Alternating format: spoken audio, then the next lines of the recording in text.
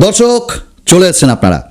মানে এই চ্যানেলটা খোলার আগে আমার মনে একটা সংকল্প ছিল, যাহা বলিব সত্যি বলিব এবং সব কিছু একদম চোখের সামনে আপনাদের তুলে ধরব। আমি গতকাল মাইক্রোম্যাক্সের ব্যাপারে একটা ভিডিও বানিয়েছিলাম। মাইক্রোম্যাক্স দুটি স্মার্টফোন লঞ্চ করেছে, ইন 1B আর ইন নোট 1। সব কিছু ঠিক আছে। মাইক্রোম্যাক্স তোমাকে স্বাগত জানাই, রাহুল শর্মা আপনাকে স্বাগত জানাই ভালো দুটি স্মার্টফোন আমাদের দেওয়ার জন্য। তবে অন্ধবিশ্বাস নয়, চোখ বন্ধ করেও নয়, সব কিছু যাচাই করতে হয়। আর কিছুটা পড়াশোনা করলাম গতকাল একটু ঘেঁটে ঘুটে, তো আমি না 3 থেকে 4টে জিনিস বের করেছি এবং যে জিনিসগুলো আপনাদেরও জানা দরকার কোনো একটা ফোন কেনার আগে। কি সেই জিনিসগুলো? বোধহয় ডিসলাইক পাবো এই ভিডিওটাই, জানি না। তবে যারা দেখবেন সঠিক বিচার করবেন। হ্যাঁ, আমি আপনাদের সুমন ভাই। তো চলুন একসঙ্গে বলে উঠি, আমার সোনার বাংলা, আমি তোমায় ভালোবাসি। তো বন্ধুরা, যে কোনো ব্র্যান্ডকে সাপোর্ট করা অবশ্যই ভালো, কিন্তু চোখ বন্ধ করে নয়। মাইক্রোম্যাক্স দারুণ কাজ করেছে। মাইক্রোম্যাক্সের initial beginning, that's very nice. মাইক্রোম্যাক্সের যে initial step, that's also very nice. এবং মাইক্রোম্যাক্সের যে ভাই কামব্যাক, ওটা তো সাধুবাদ জানাতেই হয়। কিন্তু সব কিছু ভালো হয়ে গেলে ওই ভালোর গুণ আর থাকে না, কিছু খারাপ থাকে। তো এখানে মাইক্রোম্যাক্সের যেহেতু বিগিনিং, সেহেতু আমি এগুলোকে হাইলাইট করব না, কারণ মাইক্রোম্যাক্স আস্তে আস্তে এখানটাই ঠিক হবে। কারণ যে কেউ বিগিনিংয়ে ভুল করে, আস্তে আস্তে যত প্রফেশনাল হয় তত সে ঠিক হয়। এবং মাইক্রোম্যাক্সের ব্র্যান্ডিং নিয়ে আমরা কোনো কিছু বলবো না, কারণ মাইক্রোম্যাক্স একটা নাম করা ব্র্যান্ড। এবং আমি ভিডিওর প্রথমেই বলবো, যদি মাইক্রোম্যাক্সের কাছে এই ভিডিওটা পৌঁছায় আপনাদের সাহায্যে, মাইক্রোম্যাক্স দয়া করে আমার বাংলাদেশের ভাই এবং বন্ধুদের কাছেও আপনাদের এই ফোনগুলি তুলে দেন এবং তারাও ইউজ করুক। এবং আমি আশা রাখবো অফিসিয়ালি আপনারা খুব ভালো প্রাইসে লঞ্চ করবেন। তো প্রথম কথা, মাইক্রোম্যাক্সের যে ইন 1B আর ইন নোট 1 দুটি ফোনই আমার ভালো লেগেছে। 7,000, 10,000 এইরকম প্রাইস রেঞ্জে আপনারা পাচ্ছেন। কিন্তু ওই ইন 1B সম্পর্কে আমার একটা ছোট্ট কি বলবো অভিযোগ আছে। অভিযোগটা হলো 2GB 32GB। ওই 2GBটা কেন দিলেন? আজকের দিনে 2GB নিয়ে কিচ্ছু হয় না। এবং তার সাথে এখানে অ্যান্ড্রয়েড গো দেওয়া হয়েছে, যেটা কিনা কোর ভার্সন অ্যান্ড্রয়েডের ছোটো ভাই। তো আমি আশা রাখবো মাইক্রোম্যাক্স দাম একদম সঠিক। তো এটা বেস ভ্যারিয়েন্টে যদি 3GB করা হতো তাহলে খুব ভালো হতো। যাক, এখন তো কিছু করার নেই, বাট আপকামিং আপনারা যে স্মার্টফোনই আনবেন অ্যাটলিস্ট 3GB দেওয়ার চেষ্টা করবেন। আর ওই 2GB দেওয়ার জন্যই অ্যান্ড্রয়েড গো। কিন্তু যত কিছুই করুক মাইক্রোম্যাক্স, আপনাদেরকেও কিছু করতে হবে। সুমন ভাইকে এখনও যদি সাপোর্ট না করে থাকেন, সাবস্ক্রাইব করুন আর কমেন্টস করুন। ভালো লাগলে লাইক, না ভালো লাগলে অবশ্যই ডিসলাইক করতে পারেন। চলুন আমরা এগিয়ে যাই আমাদের দ্বিতীয় পয়েন্টে। এবং দ্বিতীয় পয়েন্টটা হলো ডিসপ্লে নিয়ে। আমরা 6.52, 6.67 ইঞ্চেসের দুটো ফোনেই ডিসপ্লে পাচ্ছি, ইন 1B আর ইন নোট 1-এ। কোনোটাই ভি শেপ তো কোনোটাই পাঞ্চ হোল এবং IPS LCD প্যানেল। কোনো জায়গায় কিন্তু এখানে বলা হয়নি যে এখানে কত পার পিক্সেল ডেন্সিটি, এখানে কোন গ্লাস প্রোটেকশনটা রয়েছে। আমি গতকালের ভিডিওতেও বলেছিলাম, কর্নিং গরিলা গ্লাস থাকুক বা পান্ডা গ্লাস থাকুক, যে কোনোই থাকুক, অ্যাটলিস্ট মেনশন করা উচিত। আর যদি নাই থাকে তাহলেও মেনশন করা উচিত। আমরা যারা ফোন ইউজ করি তারা রাফ অ্যান্ড টাফভাবে ইউজ করি, আর পকেটে চাবি ফাবি লেগে গেলে একটা বিচ্ছিরি কাণ্ড, তাই না? এবং সেখানে স্ক্র্যাচেস আসে। তাই আমি তো প্রত্যেকটা ব্র্যান্ডকে বলি অ্যাটলিস্ট কর্নিং গরিলা গ্লাসটি যতই বাজেট ফোন হোক দেওয়া উচিত। তো এখানে আমি মাইক্রোম্যাক্সের অফিসিয়াল সাইটে গেলাম ফ্লিপকার্টের পেজে, আমি দেখতে পেলাম না স্পেসিফিকেশনে কোথাও, একবারও কোনোভাবে কোথাও লেখা নেই। তাহলে কি প্রোটেকশন দেওয়া হয়েছে আমি জানি না।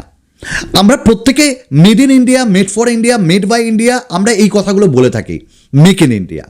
দেখুন, কোনো ফোনই কিন্তু পুরোপুরিভাবে ইন্ডিয়াতে তৈরি হয় না।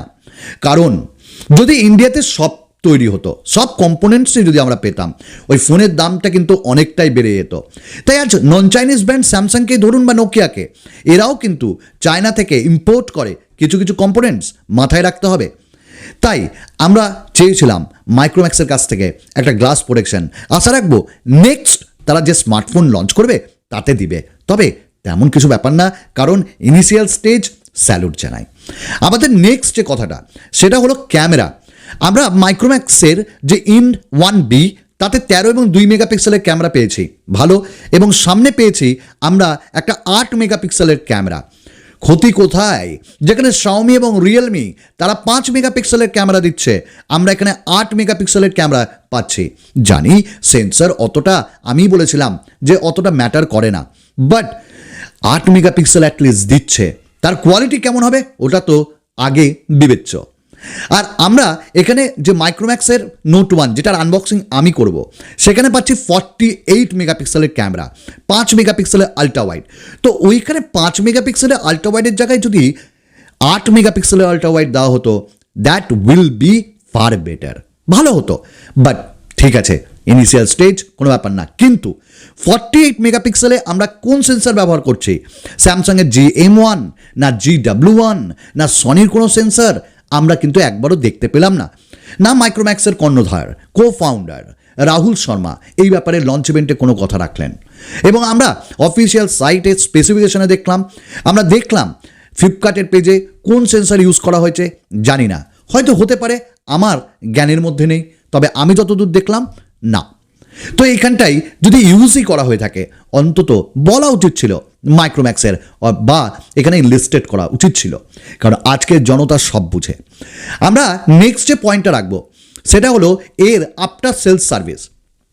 দেখুন, এই যে বাজেট ফোনগুলো হয় না, এইগুলো গ্রামের মানুষ আমার ভাইয়েরা কেনে, আমার ছোট ছোট শহরের ভাই এবং বন্ধুরা কেনে, বড় বড় শহরের ভাই এবং বন্ধুরা কেনে, এবং গলিতে গলিতে যারা রয়েছে তারাও কেনে। মানে এক কথায় বাজেট ফোন মানে সবার হাতে, কিন্তু ওই যে কষ্ট করে কেনা। তো ওই আফটার সেলস সার্ভিস যদি আমরা না পাই তাহলে সব তো ঘেটে গ। আমি মাইক্রোম্যাক্সের কিছু সার্ভিস সেন্টারে গেলাম, আমার শহরে একটি সার্ভিস সেন্টার ছিল এবং দুর্ভাগ্যবশত ওটি ক্লোজড। তাই মাইক্রোম্যাক্স যখন ফোন লঞ্চ করছে তখন আমি চাইবো সার্ভিস সেন্টার যতটা পারুক অ্যাভেলেবেল করুক, প্রত্যেকটি গ্রামে, প্রত্যেকটি ছোট ছোট শহরে, বড় শহরে এবং প্রায় সব জায়গাতে, যাতে মানুষ সেখানে সহজে পৌঁছতে পারে। এবং আমি দেখেছি মাইক্রোম্যাক্সের যে কাস্টমার কেয়ারের যে লোকেরা থাকে, ইঞ্জিনিয়াররা থাকে, তাদের ব্যবহার ভালো না, তাদের অ্যাটিটিউড ভালো না, এবং তারা বেশি পে করার জন্য ফোর্স করে। এইগুলো কিন্তু মাইক্রোম্যাক্সকে হ্যান্ডেল করতে হবে। শুধু তাই নয়, মাইক্রোম্যাক্সের যে আফটার সেল সার্ভিস আমি দেখলাম 16 মিনিটসে আপনাকে অনলাইন সার্ভিস দেবে, আপনাকে ডোর স্টেপ সার্ভিস দেবে, অ্যাজ লাইক অ্যাজ রিয়েলমি, সেটা অফিসিয়াল সাইটে দেওয়া আছে। কিন্তু কতজন মানুষ পারে সেগুলো? আপনারা কতজনের কাছে পৌঁছতে পারবেন এটার মাধ্যমে? তাই অফলাইন সার্ভিস সেন্টার হওয়া খুব প্রয়োজন, এটা আমার মনে হয়। ব্যাস এইটুকুনি ছিল। তবে আর বাদবাকি আপনারা যা দিয়েছেন, সত্যি বলছি একটা বিগিনিং, একটা শুরু এক দারুণ ধমাকাদার হয়েছে। তবে আশা রাখবো ফ্ল্যাশ সেলের মতন ভুল করবেন না, আশা রাখবো ব্ল্যাক মার্কেটিং যেন না হয়, আশা রাখবো অফলাইনে প্রত্যেকের জন্য খুব তাড়াতাড়ি যেন এই ফোনটি অ্যাভেলেবেল হয়ে যায়। এই সব কিছু নিয়ে মাইক্রোম্যাক্সকে আরও অভিনন্দন জানিয়ে আজকের এই ভিডিওটি শেষ করলাম। আশা রাখবো মাইক্রোম্যাক্স আপকামিং ডেজে আরও ভালো ভালো দারুণ ফোন আমাদের দেবে, যাতে শাওমি এবং রিয়েলমির মনোপলি কিছুটা খতম হয়। আজকের মতন এটুকুন, আবার আপনাদের সঙ্গে দেখা হবে আরেকটি নতুন ভিডিওতে। ততক্ষণ এনজয় করুন, সবাইকে এনজয় করতে সাহায্য করুন।